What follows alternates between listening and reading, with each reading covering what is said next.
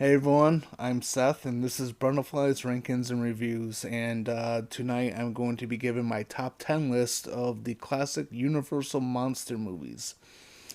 These are movies that I have loved for a very long time. There's so many movies, and honestly, just doing 10 it almost feels like not enough. However, going beyond 10 it would be kind of a long video, and Ray would probably kill me. So to begin, I just want to explain that recently the good fellows over at the Death Curse Society, they have a YouTube channel and they are on Facebook. Definitely go check them out. They had asked on their social media page what would be your top five of the classic Universal monster movies.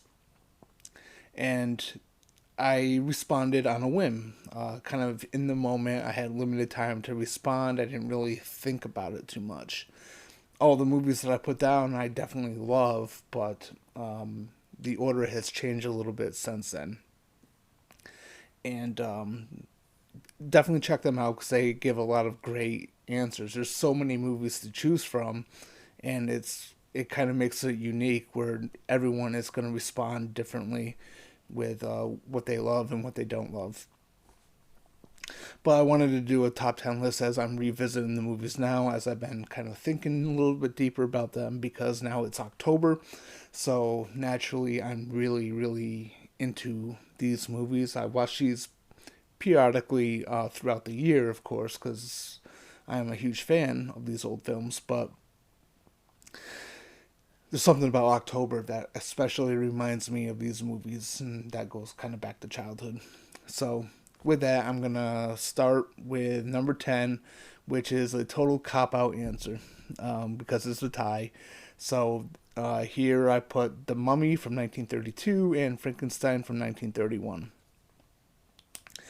These are both great films, and they're both ones that I felt like deserved to be in a top 10 list. And I felt kind of I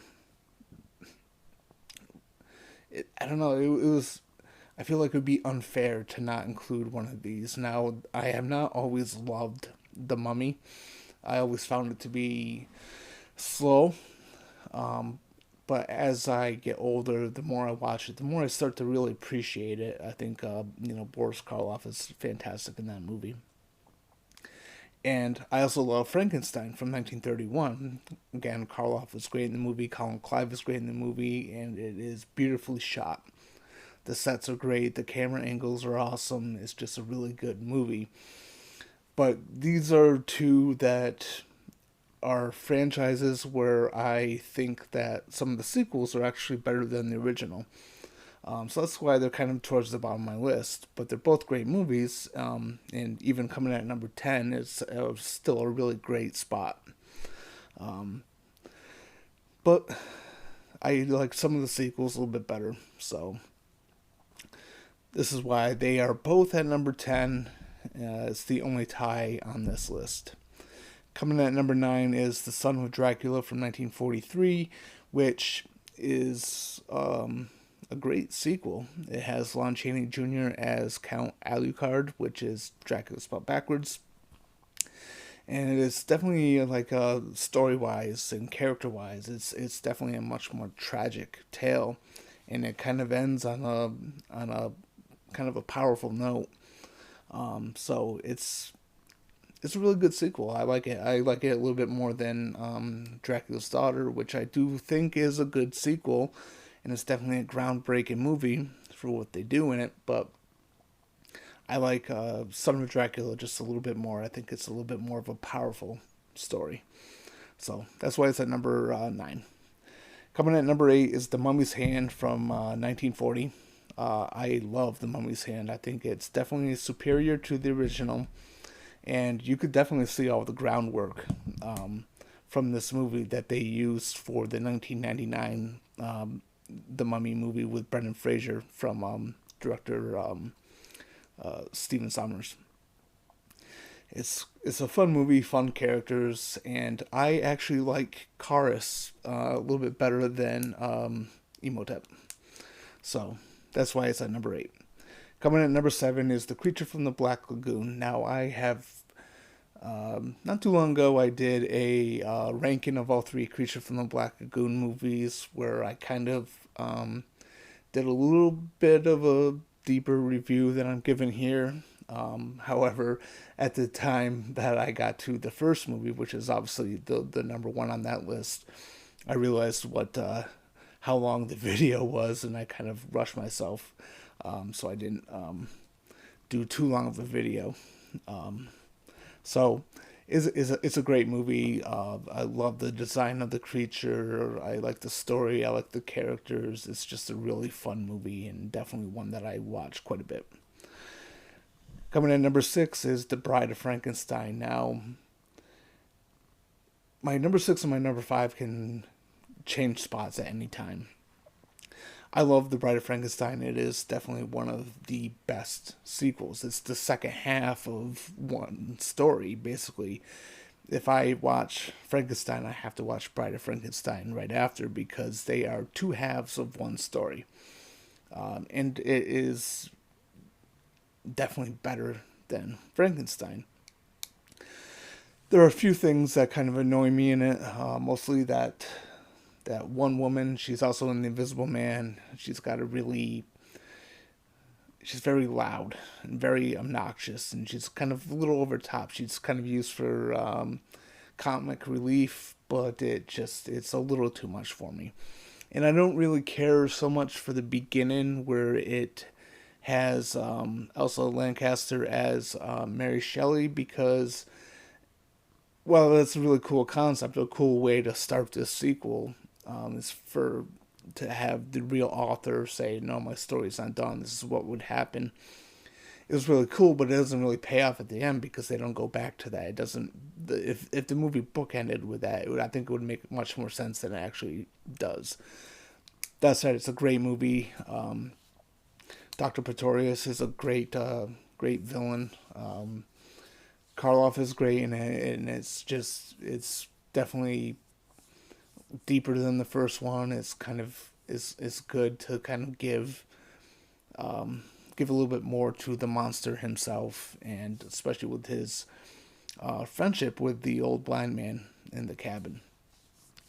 So that was cool. I really enjoyed The Bride of Frankenstein, but it kind of fell a little bit upon recent rewatch because of number 5 on this list, which is The Son of Frankenstein from 1939.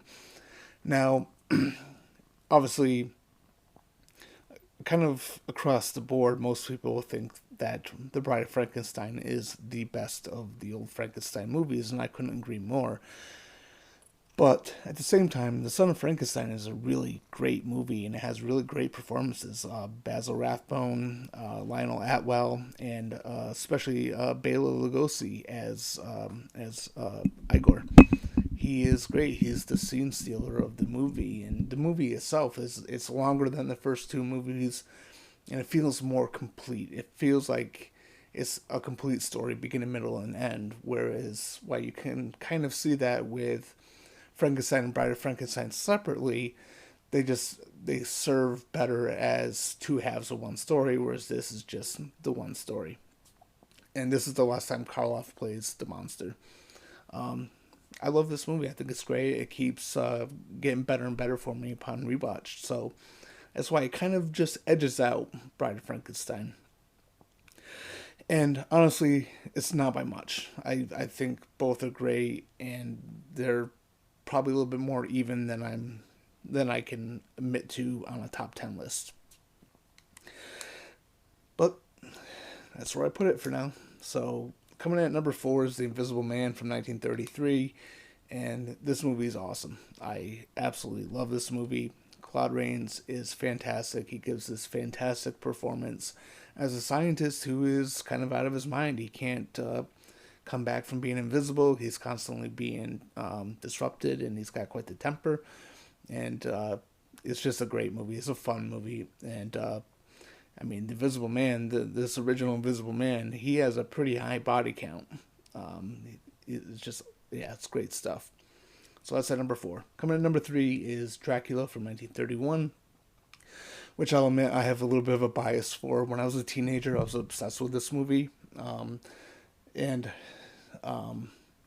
I always loved it even since before then when I was a kid. But when I was a teenager, they released that special edition where they had a new score from composer Philip Glass, and that's the version I prefer to watch because if you watch the original version the way it's intended, it's got a very minimal score to it. It's mostly silent. It's Todd Browning came from the silent movie era, sorry, of filmmaking, and it kind of shows. And the performances in the movie are very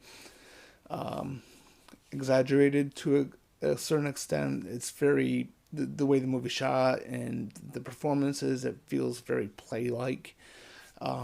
But I love this movie.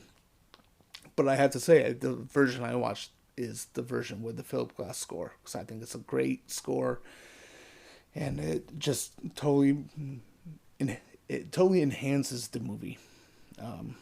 But I do have to give a shout out to the Spanish language version, which you can also probably find on the Blu-rays and the DVDs, especially in the Dracula Complete Legacy collection. I think the Spanish language version is actually a better directed movie, and it's got a lot of good performances in it. But I really wish that we had like the director of the Spanish language version do the movie with the actors from the English language version, because I mean Bela Lugosi is great as Dracula, but Dwight Fry as Renfield he's great, and now I'm gonna get into that right now because I'm actually talking about Dracula. I just had a little brain fart there. I'm sorry. So yeah, Dwight Fry is fantastic as Renfield. He gives an amazing performance. So yeah, but it's again the Spanish language version it feels much more natural as a movie. But I like both versions, and I love Dracula in general, so it is at number 3. Coming at number 2 is Frankenstein Meets the Wolfman from 1943, and what I love about this movie is it is a direct sequel to The Wolfman because The Wolfman never had any sequels. Larry Talbot continued on through all the crossover movies, and Lon Chaney Jr. is one of the only actors of the old Universal movies who consecutively played the same character throughout sequel after sequel after sequel. Whereas Frankenstein, the monster, the Invisible Man, Dracula, they're all played by different people at times. So I love Frankenstein Meets the Wolfman because it is a sequel to the Wolfman. And it's just it's a cool movie. There's kind of a cool showdown between the monster and the Wolfman at the end. I think it's great. So that is my number 2. Coming in at number 1, which may shock absolutely nobody who knows me. My number 1 is The Wolfman from 1941. I adore this movie so much, and I also adore the remake. And Lon Chaney Jr. is great as Larry Talbot. Claude Rains is great as Sir John Talbot, and they have a very warm relationship, and it's very much a story between the father and the son. And the cool thing about the remake, which I'm gonna give a shout out to because it's an amazing movie. I do talk about it from time to time. Just ask the guys from the Horror Syndicate. But the remake does the opposite, and which is really cool. But I definitely like the relationship between the characters in the first movie. It's my favorite Universal movie of all time because I'm just a huge werewolf guy. But I also like the characters. I like the effects. I like the story. I think it's a well-made movie. It's really good. It's really entertaining. It's just, it does kind of suck that, at the time that this movie was made, they couldn't really do so many wolf-like stuff in terms of violence because, at the time there was the motion picture production code, which kind of prevented a lot of directors from doing extreme stuff. But it's still a great movie. I love it. It's my number one. So that is my top 10 list. I could have probably gone longer. I could have gotten into these movies a little bit more. I think I'm going to do some individual reviews where I go a little bit more in depth throughout this month, because I really do enjoy these movies, and now's the time where I'm really kind of digging in. But I just wanted to do a top 10 list real quick. And there's so many great. I mean, even beyond these 10, there's just so many that I love. I love a lot of the Invisible Man sequels. I love a lot of the Mummy sequels. Frankenstein, there's a couple of the Frankenstein movies that I didn't list on here, such as Ghost of Frankenstein and House of Frankenstein, which are really good. And of course, House of Frankenstein is also another sequel to the Wolfman.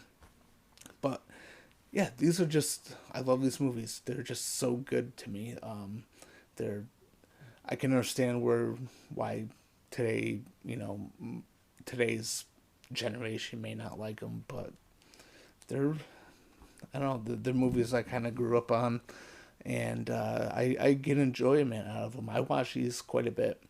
I definitely go to the Wolfman and the Invisible Man quite a bit. I would say I go to all of these in my top 10 quite a bit. And then some of the sequels too. I'm not really huge into the Abbott and Costello movies. They're fun and they're funny, but it's kind of like at that point it's just not my preference. Bringing in the comedy aspect of these characters, like the horror aspect. So anyway, that is my top 10 list. I'm gonna be done rambling here. And if you like this video, definitely do the thumbs up. If you like what we're doing on the channel, subscribe, ring the bell, do whatever. If you don't like the video, you can hit the thumbs down button, which is fine. But let us know in the comments what would be your top 10 of the Universal. There's no wrong answer here. I know, especially going back to the guys at the Death Curse Society, they had a lot of great different opinions, and it was a fantastic episode that they did. And some people prefer the crossovers more, some people prefer the Abbott and Costello movies, and there's no wrong answer. These are all great movies, so I would definitely recommend them if you haven't seen them, and if you're a little bit more open to the limitations that filmmakers had at the time that they made these movies, because these are definitely worthy of a watch. So anyway, I'm Seth. This has been Brundlefly's Rankings Reviews, and peace out, motherfuckers.